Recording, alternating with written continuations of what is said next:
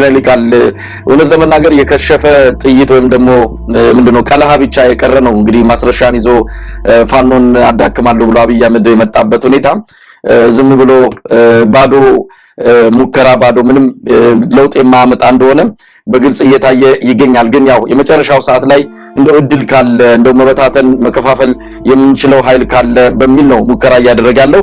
ምክንያቱም ከዛ ተሻግሯል። አንተ እንደገለጽከው አሁን አፋድና አፋባህ ወደ አንድ ገብተዋል እኮ የመጨረሻው የአንድነቱን ብስራት ሊነግሩን እኮ በዋዜማ ላይ ነው የሚገኙት።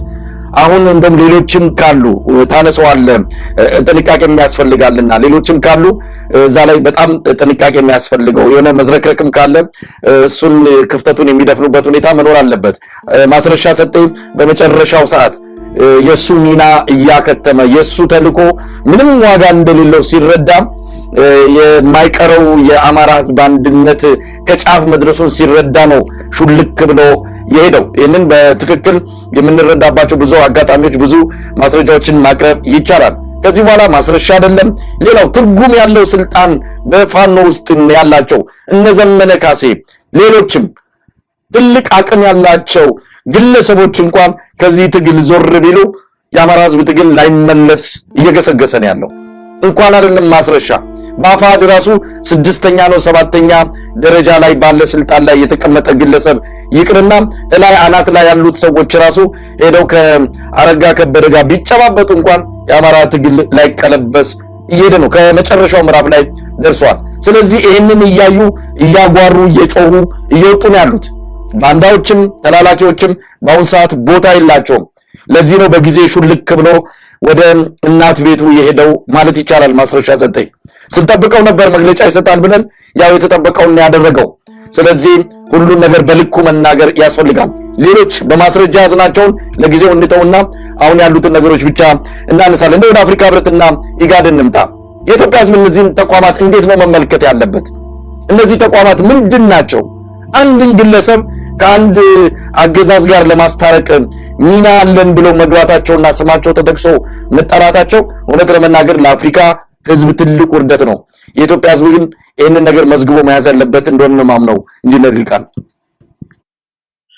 እንግዲህ እነዚህ ነገሮች ሁለት ነገር ነው መሳይ ቅድም አንድም ጠቆም አድርገህ ያለፍከው ከዚህ በኋላ የትግሉ ሂደት የት ይገኛል የቀሩና ከሱ ጋር ተልከስከሰው ያሉ አሁንም ዝቃጮች ካሉ ምን ይሆናሉ የሚለው በፋኖ ውስጥ የሚያሳየው ነገር አለ። ሁለቱም ነገሮች አብረን ያያቸው። አንደኛው ነገር ቅድም እንዳልከው የአማራ ህዝብ ንቅናቄ ነው።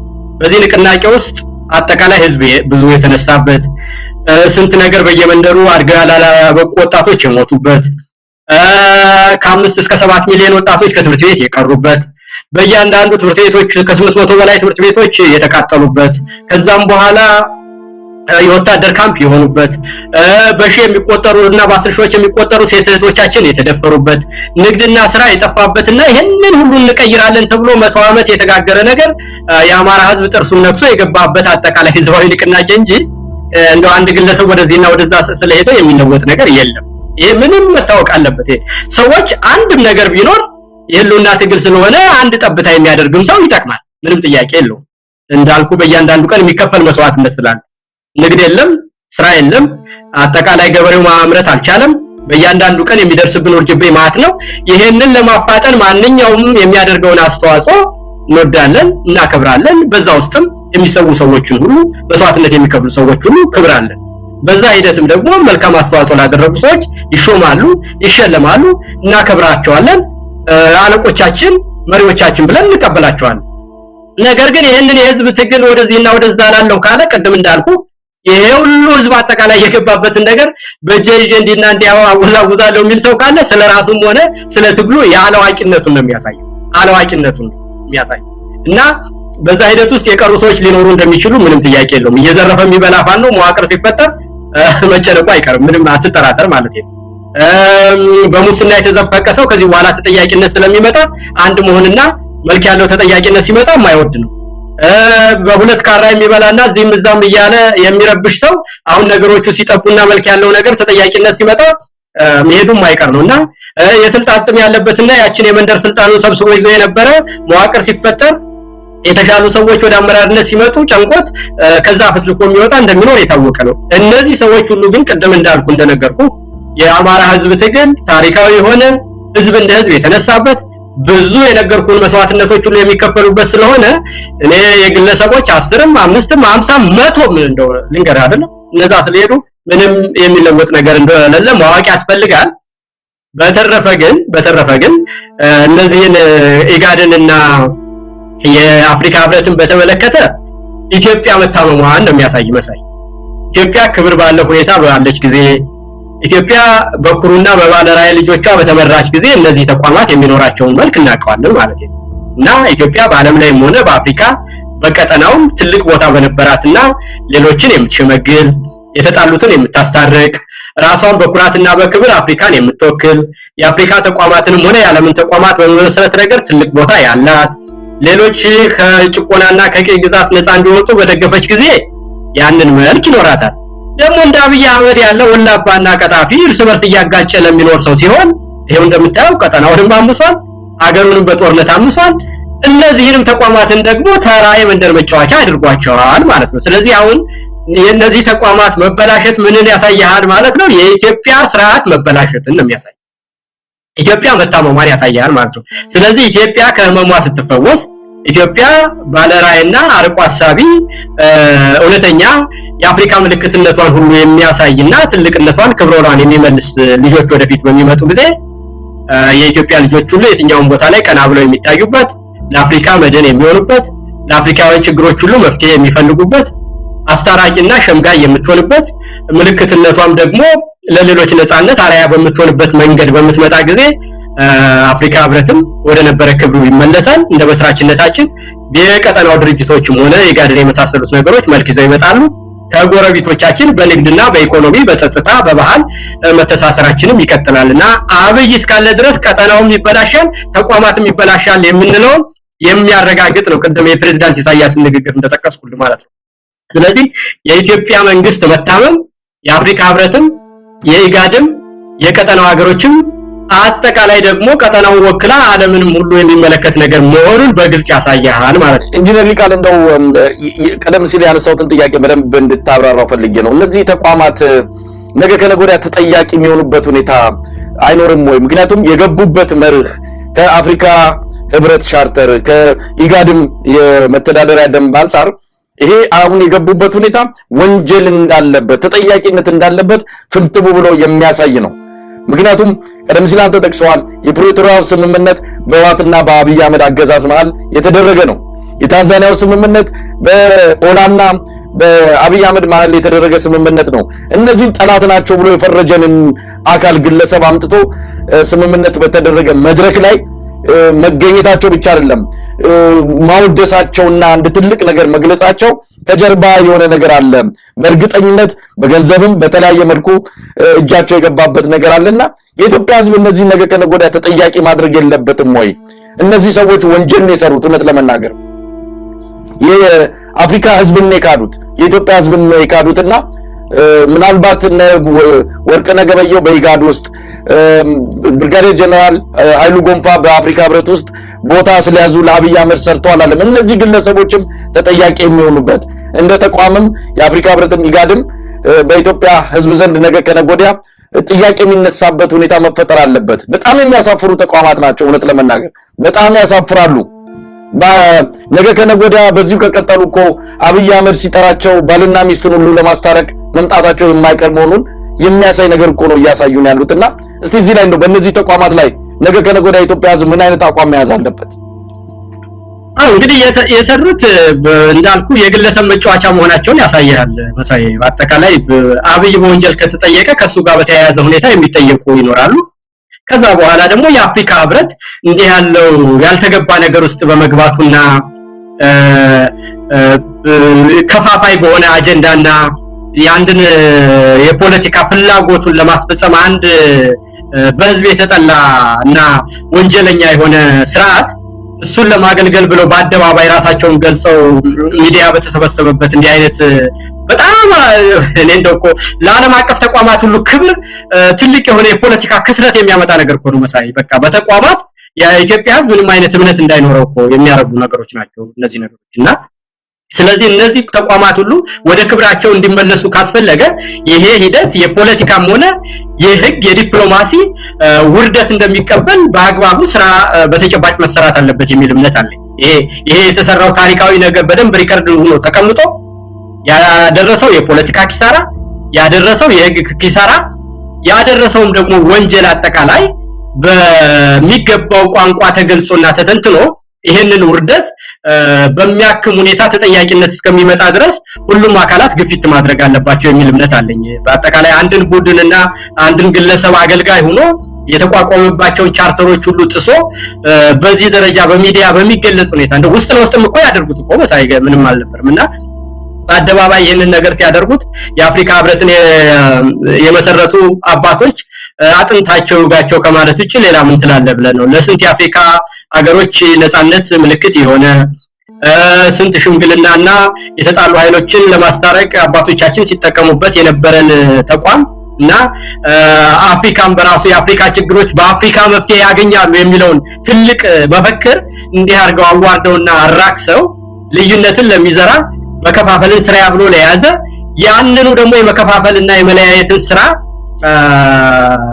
ያብለው ሲሰሩ ሌላው አካላት ተቋማትና የኢትዮጵያ ድርጅቶች በራሳቸው ችግራቸውን እየፈቱና እየተግባቡ ሲሄዱ እነሱን ለመከፋፈል የሚጠቀምን መንግስት ይዘው እሱን ደግፈው የኢትዮጵያን የፖለቲካ ኃይሎች እርስ በርሳቸው ለማጣላት የሚሆን ፕሮፓጋንዳ በአደባባይ በሚደረግበት መድረክ ውስጥ ዋና አፈራራሚ ሆነውና ያንን ንግግር አጽድቀው ሲገኙ ኢጋድና የአፍሪካ ህብረትን በእውነት የሚያዋርድና ታሪካዊ ጥቁር ጠባሳ በተቋሙ ላይ እንደጣሉ የታወቀ ነገር ነው። ይሄ የሚያስከትለውን የፖለቲካም የዲፕሎማሲም የህግም ተጠያቂነት ወደፊት ቀጥሎ ይመጣል። በእነዚህ ተቋማት ላይ የሚኖረው እምነት ግን ከጊዜ ወደ ጊዜ እየተሸረሸረ መምጣቱና እጅግ የማይጠቅሙ የግለሰቦች መጠቀሚያ በሙስና የተዘፈቀ ነፃነት የሌለው ህልም የሌላቸው ሰዎች የተከማቹበት ዘመን እንደሆነና አሁን አፍሪካ ህብረትን የሚመሩት ሰዎች ሁሉ በብዙ መንገድ የተዋረዱበትና ምንነታቸውን ያሳየበት ጊዜ ነው ብዬ ነው ማምነው መሳይ።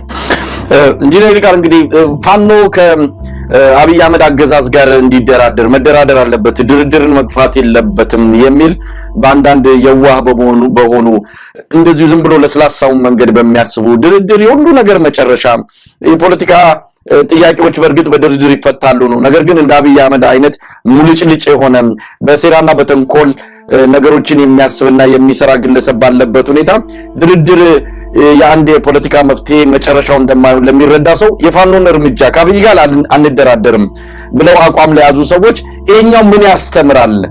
አብይ አህመድ አንድ ግለሰብ እያወጣ እየተደራደረ ነገ ከነገ ወዲያ ምናልባት ድርድር ሊያመጣ የሚችለውን የፖለቲካ መፍትሄ እየገደለው አይደለም ወይ? ምዕራባውያን መንግስታትም ከዚህ ምን ይማራሉ? አጠቃላይ መፍትሄ እንዲገኝ ቅንነት ያለበት በትክክልም ለፖለቲካ መፍትሄ ለፖለቲካ አጠቃላይ የመጨረሻ ድርድር ቁርጠኛ ኃይል እንዳልሆነ የሚያሳይ አይደለም ወይ?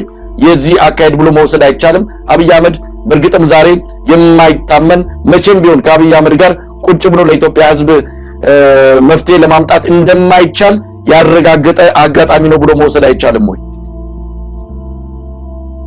ሌሎቹ ቁርጣውቋል እኮ መሳይ። አሁን ችግር የሆነብን የኛ እንደውም ችግሩ የኢትዮጵያ ህዝብ በባህሪው መንግስታዊ ህዝብ ነው፣ ጨዋ ህዝብ ነው፣ ህግ አክባሪ ህዝብ ነው፣ ሰላም ፈላጊ ህዝብ ነው፣ ስምምነትንና መግባባትን የሚፈልግ ህዝብ ነው፣ አፈንጋጭ ህዝብ አይደለም። ያም በመሆኑ እንደውም እኔ ችግር የሆነብን አሁን እኛ ኢትዮጵያ ውስጥ ያለው ራሱ ሰው ነው ፈሪ በራሱ ገላጋይ ይሆናል ብሎ አብይን በዚህ ደረጃ ወስላታ መሆኑን አውቆ ከአብይ ጋር ግንኙነት ማድረግም ሆነ ከአብይ ጋር ተነጋግሮ ቀን በሄደ ቁጥር እንግዲህ የሚያዩት ነገር ሁሉ የሚያስረዳው እኔ ለአሜሪካኖች አይደለም ለአውሮፓውያኖች አይደለም እውነቱን ልንገር ወይም ደግሞ አሁን እየመጡ ላሉት ሚድል ፓወርስም አይደለም ለቻይናም ለራሺያም አይደለም ችግር የሆነው እንደውም የራሳችን ህዝብና ነሆነን እንደው በድርድርና በውይይት አንድ ነገር ይመጣል ብሎ የሚያምን ከማህበረሰብ ልቦናችን የሚቀዳ የፖለቲካን ምንነት ካለመረዳትና ጸረ ፖለቲካ የሆነ አመለካከት አለ መሳይ። እንደው በእውነት እንደው ይሄ ነገር እንደው ዋና ቁም ነገር ተወስዶ መልእክት መተላለፍ ካለበት እንደውም ለማን ነው ካልክ ለራሳችን ለህዝባችን። አብይ ጊዜ በሄደ ቁጥር ምን ያህል ወራዳ እንደሆነ ምን ያህል እንግዲህ አንድን ግለሰብ ብቻ ወስዶ የኢትዮጵያ የመሰረተቻቸውን ተቋማትም ሆነ የቀጠናውን ተቋማት የአፍሪካ ህብረትን ሳይቀር አንድ ግለሰብን ወስዶ ለራሱ እንዲመቸው ብሎ ከገባበት ማጥ ለመውጣት ለስልጣኑ ብቻ የሚያስብ በምንም አይነት ችግርን በደረጃው ለመፍታት ለህዝብ ግንኙነት እንኳን ደንታ የሌለው ሰው መሆኑን ተረድቶ ከአብይ ጋር በሚደረግ ነገር ምንም የሚመጣ ነገር እንደሌለ እንደው የኢትዮጵያ ኃይሎች እንዲረዱት ብቻ ነው ፈልገው ነው ይሄ ሚዲያ ላይ ያሉ ይወጡ የሚመጻደቁ ይሄ በምክክር ኮሚሽኑ አንድ ነገር ይመጣል ብለው የሚጃጃሉ እንዲሁም ደግሞ እንደው ምንድነው ህዝቡ አለቀኮ ንግድ ጠፋኮ ሌባ በዛኮ እንደው አንድ ነገር ይፈለግሉና የመከራውን መብዛት ያዩ እንደው ዝም ብሎ የሌለ ነገር የሚዋሉሉ ሰዎች አሉ። እንደዚህ አይነት ነገር በደምና ባጥንትና በስራ በትግል እንጂ የሚመጣ እንደ አብይ ያለውን ገለባ በማታለል የሚመጣ ነገር እንደሌለው የፖለቲካ ስርዓት የለውጥ ስርዓት ያመለካከት ለውጥ የሚመጣው በስራ በትግል በደም እንጂ እንዲሁ ዝም ብሎ ከእንደ አብይ አይነት ጋር በመጋጋጥ የሚሆን ነገር እንዳልሆነ ህዝባችን እንዲቆርጥ ነው የሚያስፈልገው። በተረፈ ግን የቀጠናው ኃይሎችም ተረድተውታል። ጎረቤቶቻችን አጠቃላይ የዓለም አቀፍ ተቋማትም የአውሮፓ የሰሞኑን መግለጫዎች ሁሉ የምታየው ተረድተውታል። ይሄው የትናንትናውንም የማርክ ሩቢዮን ስልክ ልውውጥ አይተህ እነሱም ተረድተውታል። ቻይናና ራሽያን በሚገባ የሚያውቁት ሰው ነው።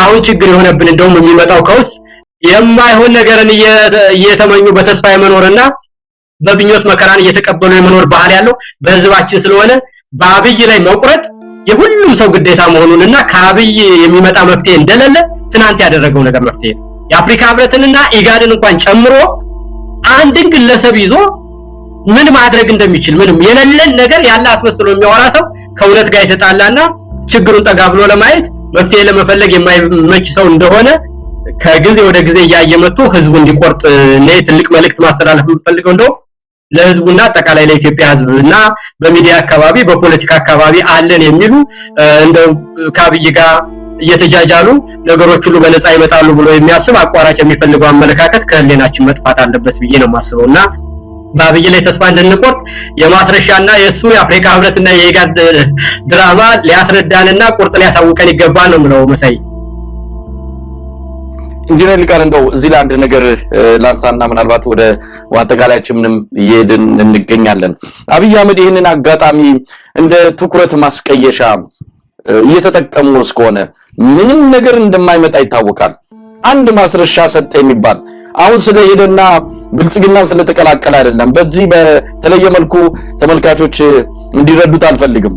ምናልባት አሁን ስለሄደ በብሽቀትና በንዴት የምንናገረው አድርገው እንዳይገልጹ እንዳያስቡትም በዚህ አጋጣሚ እንደው አደራ ማለት ያስፈልጋል። በፊትም የነበረን አቋም በተለያየ መልኩ ሳንናገረው የነበረ አሁን ግን በይፋ መግለጽ ያለብን ነው። ምንም እችን ታክል የሲኒ ማዕበል እንኳን ያህል ቀውስ ለመፍጠር ወይም ደግሞ ችግር መፍጠር የማይችል ሰው እንደሆነ ይታወቃል።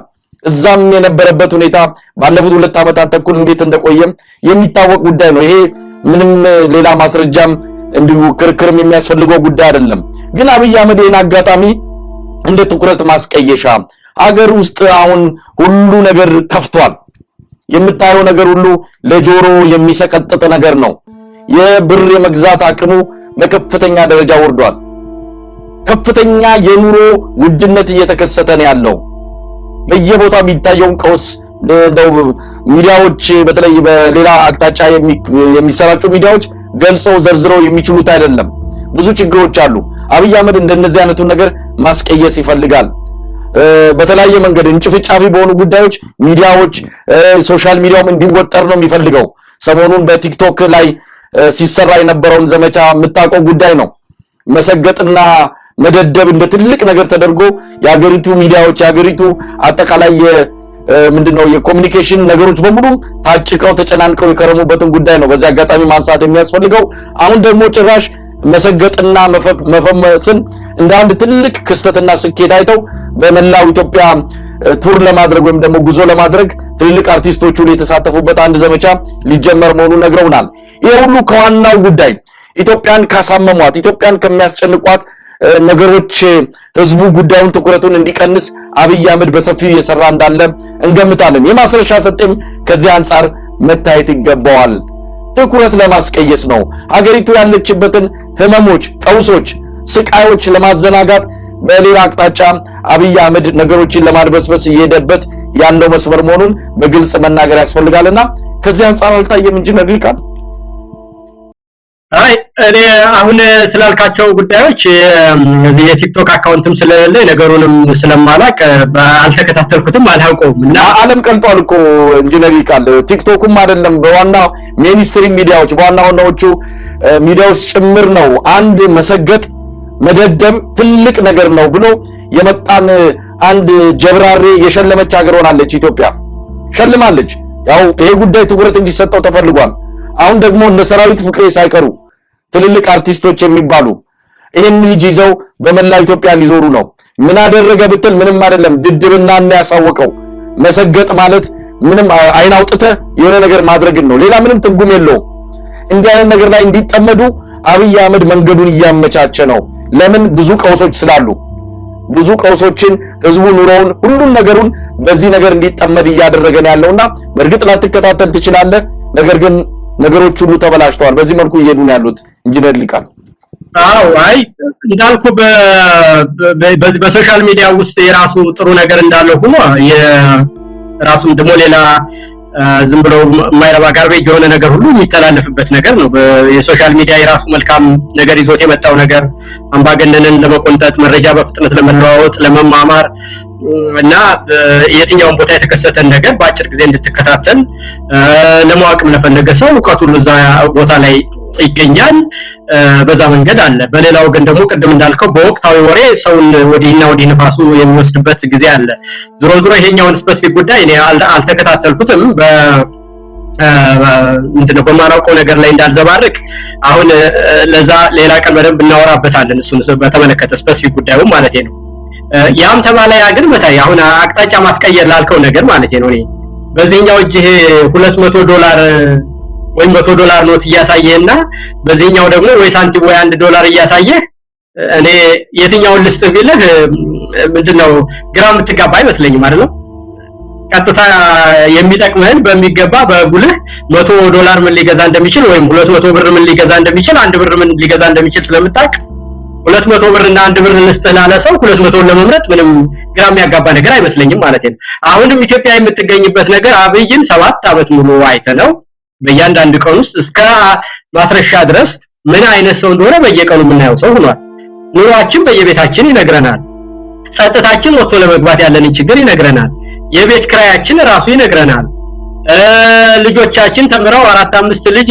በዲግሪ በማስተሬት ተመርቆ አንድ ስራ የሌለው ሰው ሁሉም ያባቱና ያያቱ ጥሮተኛ ሆኖ የሚኖርበት ሀገር እንደሆነ እናውቀዋለን እና ይሄ በሆነበት ተንቀሳቅሶ መነገድና መስራት አልችል እየተባለ ሁሉም ሰው ተሰብስቦ ጠላ ቤትና በየመንገዱና በየግንዱ ላይ ተቀምጦ የሚውልበት ሀገር ሆኖ ያለ እንዳልከው ቱሪስት ምንድነው አርቲስቶች በመኪና ስለሄዱ ወይም ሶሻል ሚዲያ ላይ አንድ ነገር ስለተወራ እውነትንና ፊት ላይ የምታየውን ችግር ሊለውጥ በሚችልበት ደረጃ ላይ አይደለም በምንም አይነት እንደውም በጊዜ ብዛት የመጣ ነገር ነው አንድ ቀን የመጣ ነገር ቢሆን እኮ የትኛው ነው ትክክል ብለህ ግራ ልትጋባ ትችላለህ መሳይ አይደል አቅጣጫ መቀየር ማለት መንግስትም እንደው ትንሽ 90 እና 10 እንኳን እንደው ህዝብ 90% እውነቱ ነው 10% የመንግስት እውነት ቢኖረው ሚዲያ ስላለው ምን ስላለው 10% ውሸት ግራ ሊያጋባ ይችላል ትላለህ አሁን እኮ 0 እና 100 ነው ያለ ነው መሳይ በ0 እና በ100 መካከል ምን ግራ መጋባትና አቅጣጫ መቀየር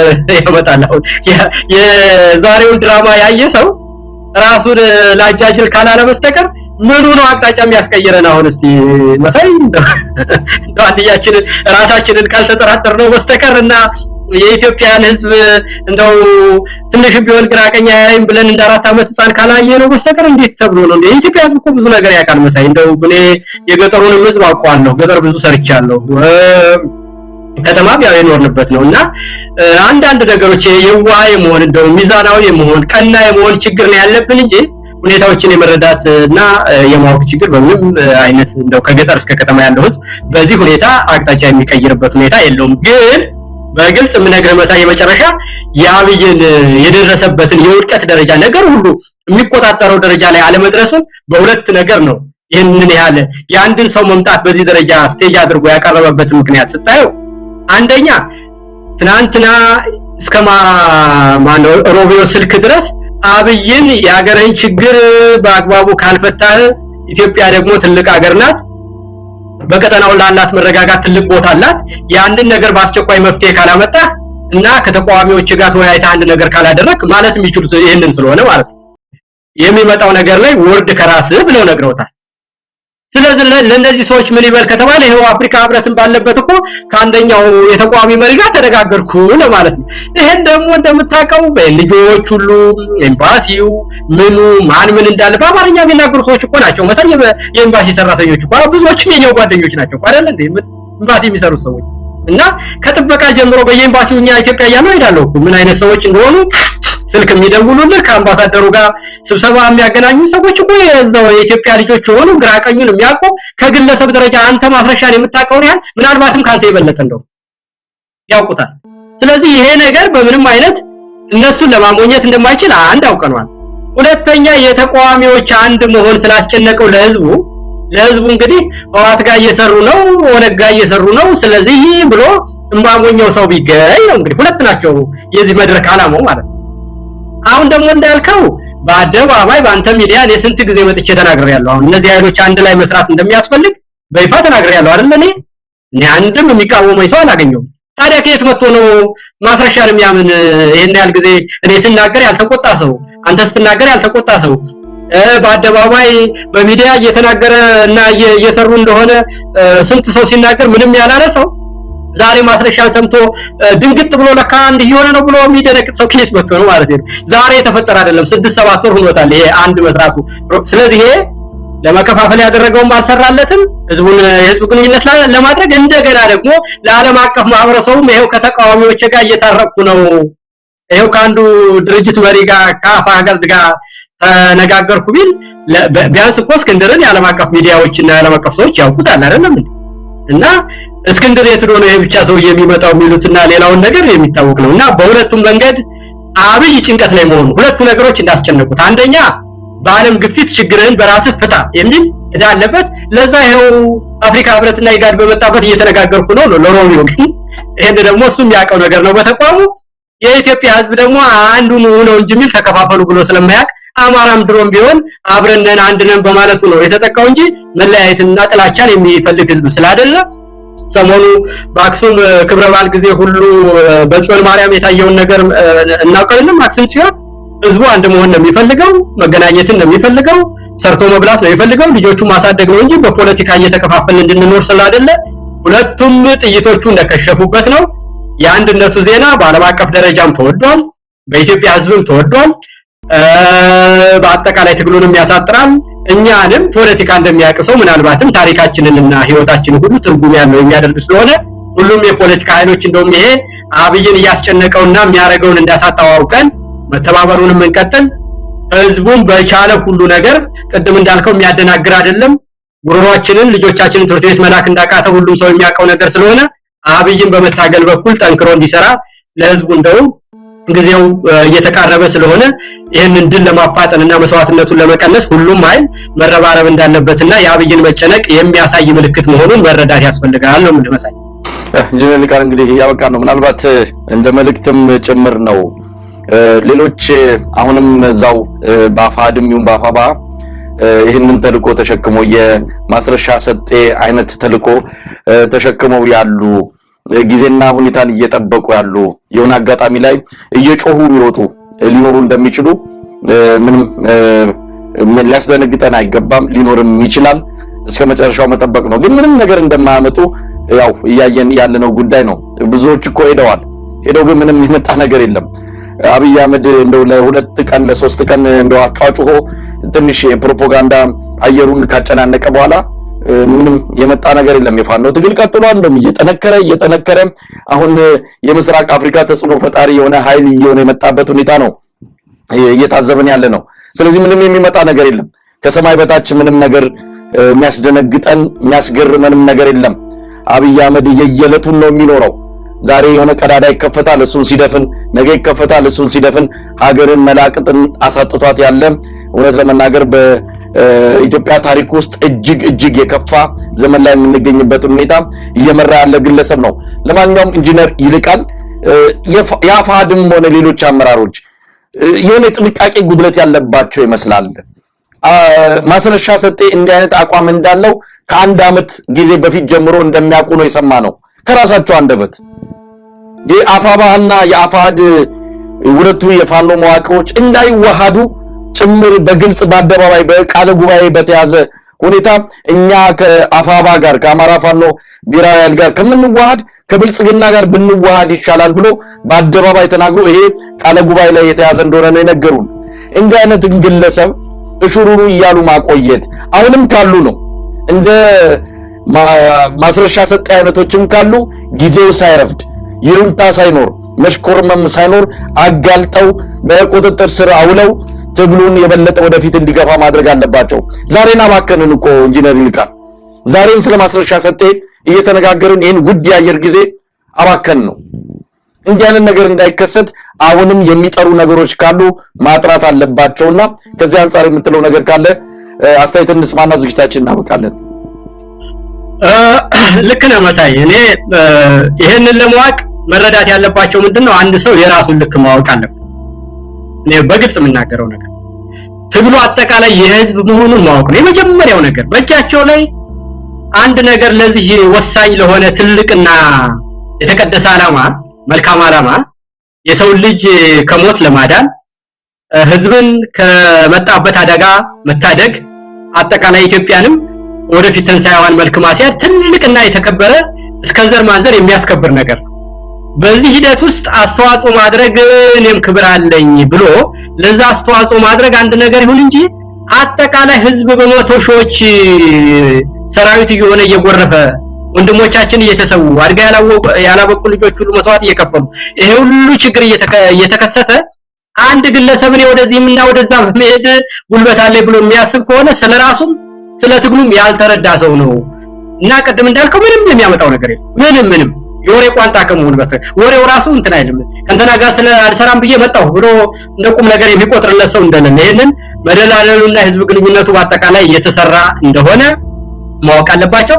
አስተዋጽኦ ቢያደርጉ በታሪካቸውም ለህሌናቸውም ለፍላጎታቸውም ለመከበር ከፈለጉ ጥሩ ላደረገ ሰው ሁሉ ስለሚከበርና ስለሚሸለም ይከበሩበታል። በውርደት ውስጥ ግን ራስን ከማሳፈር ራስን ከማስጠላት ከመናቅ ያሳደገንም ሰው ከመሰደብ ባለፈ የሚያደርጉት ነገር ግን በትግሉ ላይ የሚያመጡት ቅንጣት ነገር እንደሌለ ግን ያውቁት ይገባል። ስለምን ይሄ ትግል የፖለቲካ ድርጅት የግለሰቦች የተወሰኑ ሰዎች ጉዳይ አይደለም። ህዝብ እንደ ህዝብ ችግር ውስጥ የገባበት ከዛም ለመውጣት ህዝብ እንደ ህዝብ መስዋዕትነት እየከፈለበት ያለ ትግል መሆኑን በዛ ሂደት ውስጥ ግን እኔም የራሴን ድርሻ ባደርግ ለህሊናዬም ለክብሬም ለሀገሬም እጠቅማለሁ ለህዝቤም እጠቅማለሁ ብሎ ያንን ማድረግ ነው ያለባቸው። ከዛ ውጭ ግን ያሉ ሰዎች ካሉ ራሳቸውን ከማዋረድ ያለፈ ነገር እንደሌላውቀው ቢጠነቀቁ መልካም ይመስለኛል።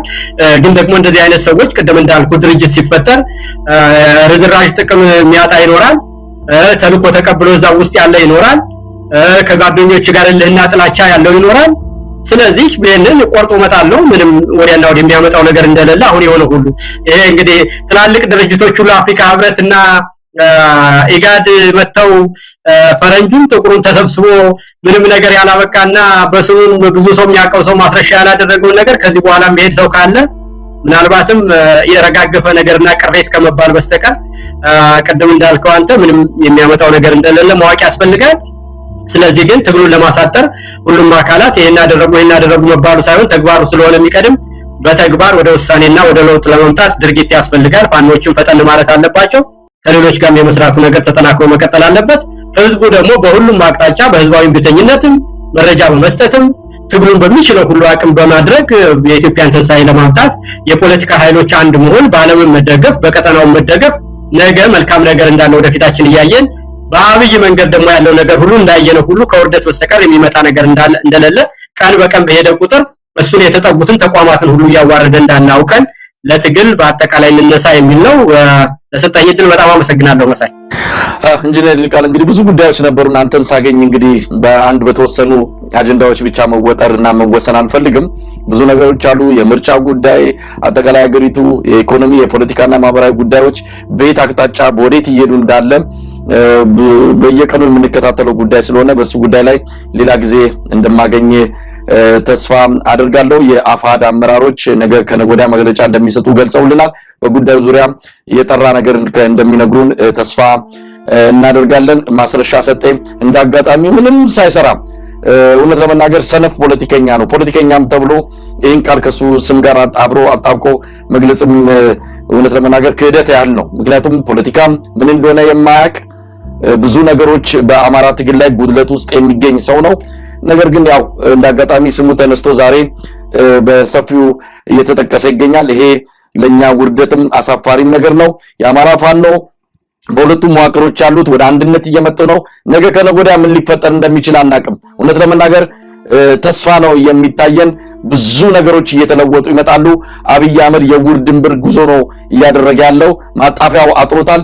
የራሱ መዋቅር ጭምር እየከዳው እንዳለ በቅርቡ በሁለት ተከታታይ ቀናት የቴሌቪዥን ትልቅ ዲስኩር እንደነበረው ታስታውሳለህ። የተከታተለው ህዝብ ቁጥር በጣም በሚያሳፍር ሁኔታ የራሱ ደጋፊዎች ጭምር ከ12 እስከ 15 ሚሊዮን ደጋፊ ያለው ብልጽግና ከ6000 ሰው በታች የተከታተለበት ሁኔታ ነው ያለው። የራሱ ሰዎች ጭምር የሰለቹበት ሊሰሙት የማይፈልጉበት ሁኔታ ነው እየተፈጠረ ያለው። ምናልባት በሚቀጥሉት 2 3 4 ወራት ውስጥ የሚፈጠረውን ነገር አናቅም። እየተከታተልን እንግዲህ ነገሮችን በምን አቅጣጫ እየሄዱ እንዳለ እንደናንተ አይነቱን እያቀረብን ለህዝብ የተለያዩ ሐሳቦችን የምናቀርብ ይሆናል። ኢንጂነር ይልቃል መጨመረው ከሌለ ጨርሻለሁ በኔ በኩል። አመሰግናለሁ መሳይ። የማስረሻ ምሳሌ ሆኖ መነጋገር የአብይን ውርደት እንድናይ ስላደረገን ብዙ እንትን አይደለም። ምሳሌ ሆኖ አብይ እስከ የት ድረስ እንደሄደና ስልጣኑ ምን ያህል እንደሞተ በዙሪያው ያሉትን መዋቅሮችና ተቋማት ሁሉ እየገደለ እንደው እሱ አጠገብ ያለው ሁሉ እንደው የት ልግባ እያለ የሚገባበት ጥፍር ውስጥ እንዲገባ ያደረገ ነገር ነው እንጂ የተለየ ነገር የሚያመጣው ነገር ስለሌለ ተቋማት ዓለምም ህዝብም የራሱ የድርጅቱ አባላትም እንዲያዩት የሚያደርግና አንድ ሰው ይዞ ይሄን ያህል ሲጃጃልና ሚዲያ ሲያመጣ ምን ያህል ችግር ውስጥ እንዳለ የሚያሳይ ስለሆነ ለመማማሪያና ቁርጥ ያላወቀ ሰውም ካለ ቁርጥ እንዲያውቅ የሚያሳይ ስለሆነ እኔ በዛ መልኩ በመልካም ነው የማየው መሳይ እና አመሰግናለሁ። በጣም አመሰግናለሁ ኢንጂነር ይልቃል ጌትነት። እንግዲህ እንዳልኩት በቅርብ ጊዜ እንገናኛለን። ነገሮች እየፈጠኑ ነው ያሉት። በአብይ አህመድ ሰርክል ውስጥ በአብይ አህመድ ፓርቲ ውስጥ ያለው ቀውስም እንደዚሁ ከዕለት ወደ ዕለት እየተባባሰ እንደመጣ እያየን ያለነውና በቅርብ ጊዜ አግኝቼ በአጠቃላይ በኢትዮጵያ የፖለቲካ እንቅስቃሴ አጠቃላይ ሂደት ላይ ያለውን ሁኔታ እንደምንነጋገር ተስፋ አደርጋለሁ። ኢንጂነር ይልቃል ጌትነት በጣም አመሰግናለሁ። በአንከር ሚዲያ ታዳሚዎች ስም በአጭር ጊዜ የስልክ ደውል ነው እንግዲህ ያገኘው። ምናልባትም በአንድ ሰዓት ውስጥ ነው ተዘጋጅ ብዬ ቶሎ ጠርቼክ የመጣሁና ለዚህም በእውነት በአክብሮት ነው ምስጋናዬን የማቀርበው። እግዚአብሔር ይስጥልኝ። መልካም መሳይ አመሰግናለሁ። አንተም በርታ። ቻው።